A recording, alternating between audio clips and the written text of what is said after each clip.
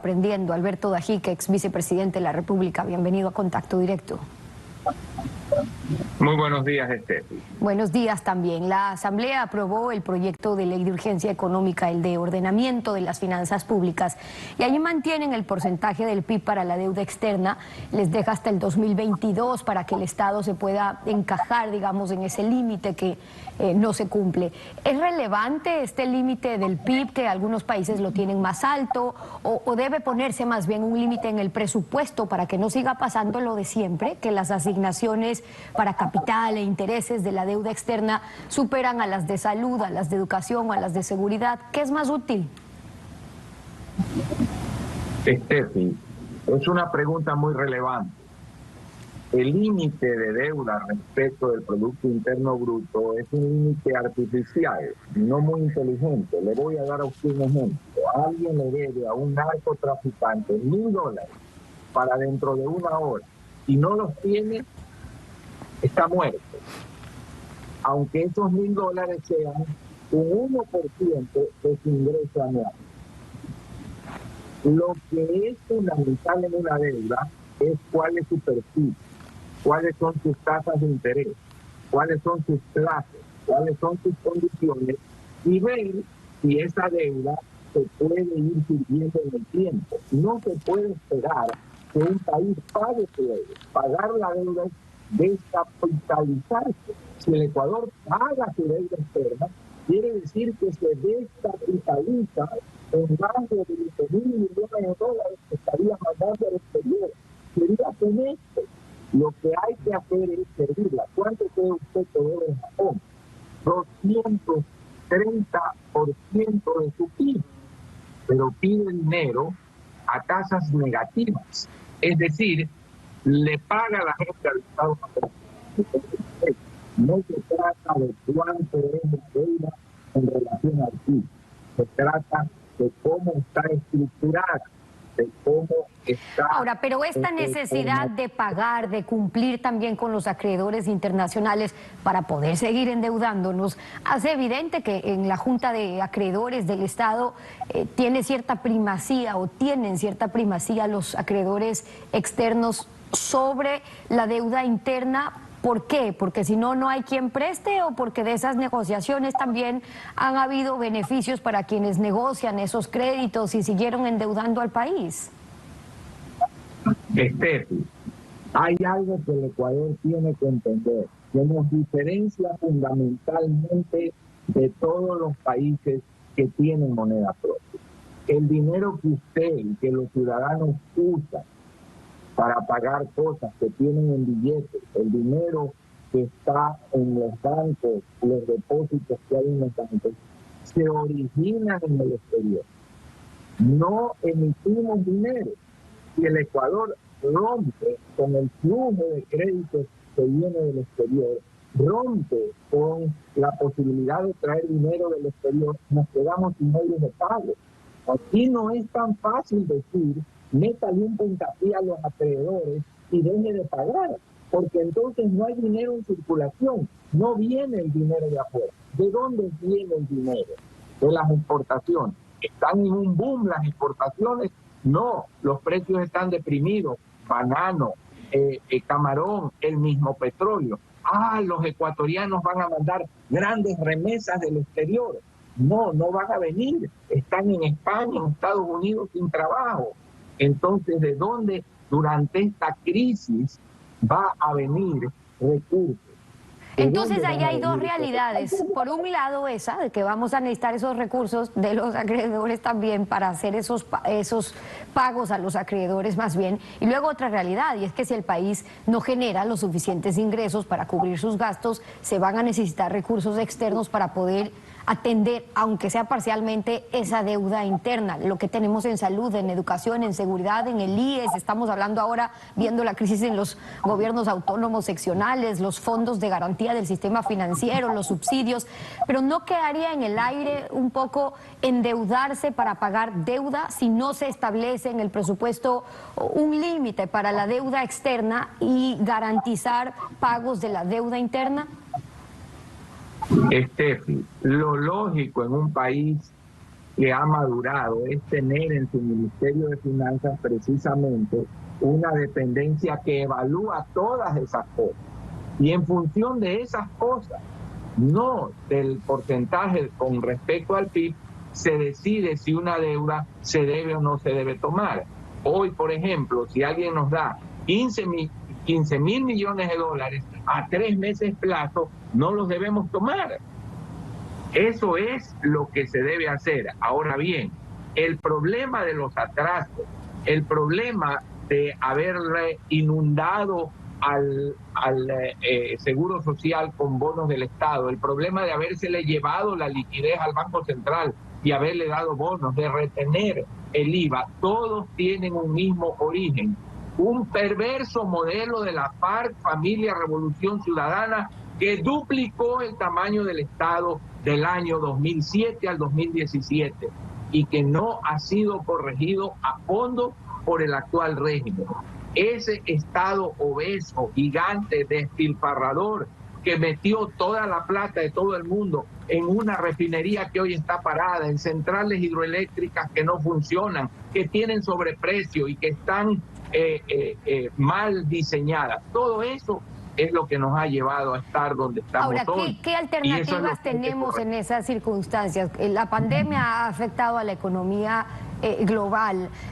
La solución no podría ser que esos grandes bloques comerciales de Estados Unidos, China, la Unión Europea, apuntalen a los socios comerciales, aunque sean pequeños, para poder reforzar la recuperación. Digo, no se puede aspirar a soluciones como en su momento lo hizo Estados Unidos con los bonos Brady para ayudar a salir de la deuda.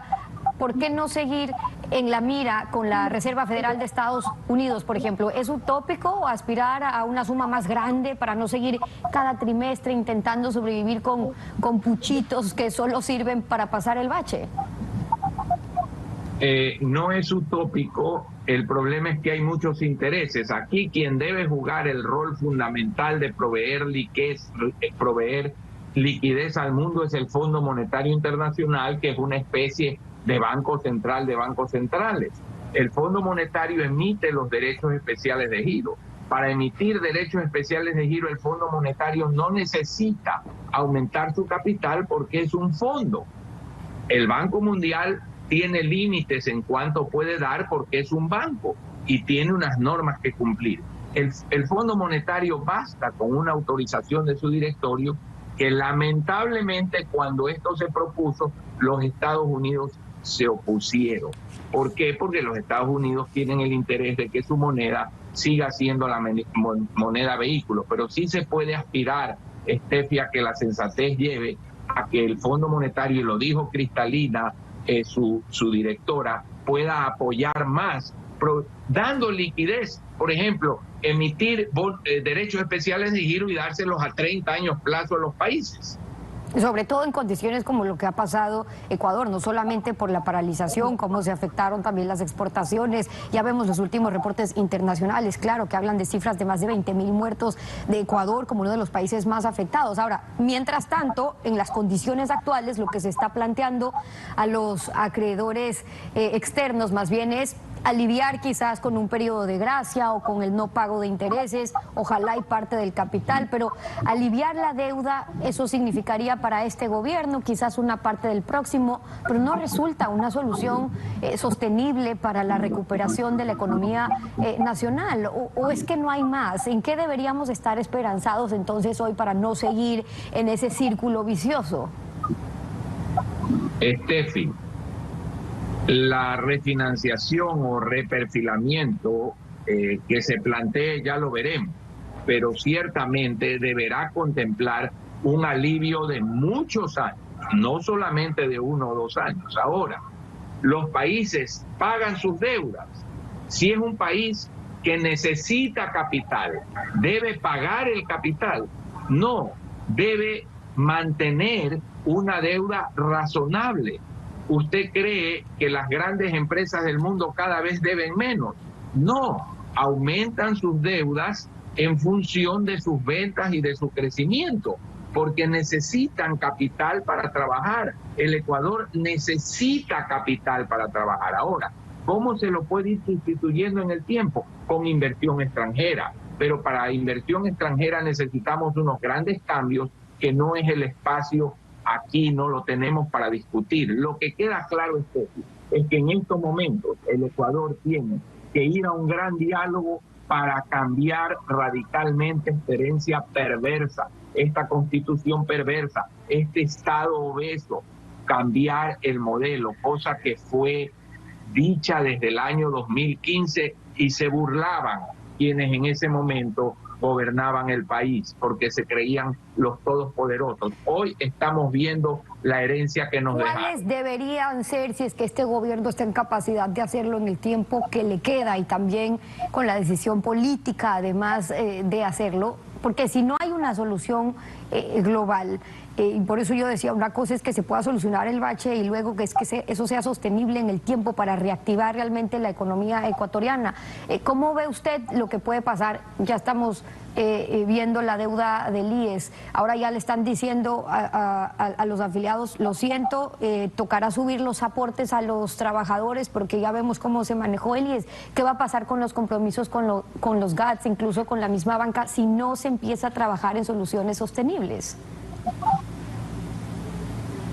Debe haber, por una sola vez, un arreglo, y esto fue planteado desde el año 2015, Steffi. Esta economía ya estaba con gravísimos problemas, y se planteó, yo fui una de las personas que lo hice, que en ese momento ya se hiciera una emisión para todos los atrasos del Estado, cubrirlos y hacer toda una reprogramación de la economía ecuatoriana. Hay que estos momentos hacerlo, pero no permitir que a futuro vuelva a suceder este tipo de atrasos perversos que rompen la cadena de pagos.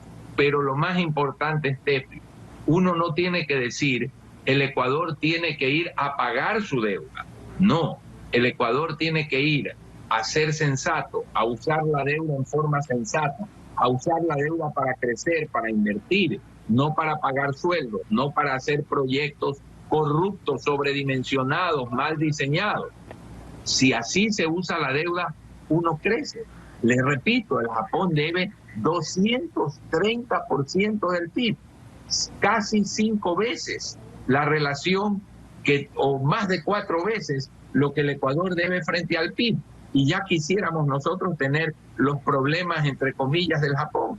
Ahora, no se trata del tamaño. En dolarización, para nosotros, digamos, es vital para el Ecuador atraer dólares. ¿Cómo más hacerlo en las condiciones actuales? Paralelamente a lo que ya estamos hablando, es decir, no estamos en condiciones de aspirar a los otros grandes cambios, pero sí por lo menos en la urgencia que no dejamos de tener y siempre de preservar, de atraer más dólares a la economía ecuatoriana. Para atraer dólares, la primera cosa que habría que garantizarle al Ecuador es que la FARC, Familia Revolución Ciudadana, no vuelva a gobernar. Porque si alguien cree que eso va a volver a pasar, nadie va a traer dólares a un país que va camino a Venezuela, que va camino a Cuba. Entonces, lo primero es llegar a un acuerdo político, a un diálogo que establezca prioridades, que establezca un modelo de ahorro, inversión, producción, productividad, y que la sociedad se comprometa a respetarlo durante 30 años, como lo ha hecho la misma China, cuyo sistema político aborrecemos, cuya falta de democracia detestamos, cuya violación de derechos humanos no la podemos tolerar, pero que en lo económico ha hecho lo que hay que hacer, como lo hizo Chile, como lo hizo Irlanda, como lo han hecho los países que han derrotado la pobreza. Y cuando ese modelo, esos grandes acuerdos se mantengan y haya seguridad jurídica, vendrá la inversión extranjera, que es lo que necesitamos para compensar. El ex vicepresidente de la República, Alberto Dajico, y en Contacto Directo, muchas gracias por haber estado con nosotros.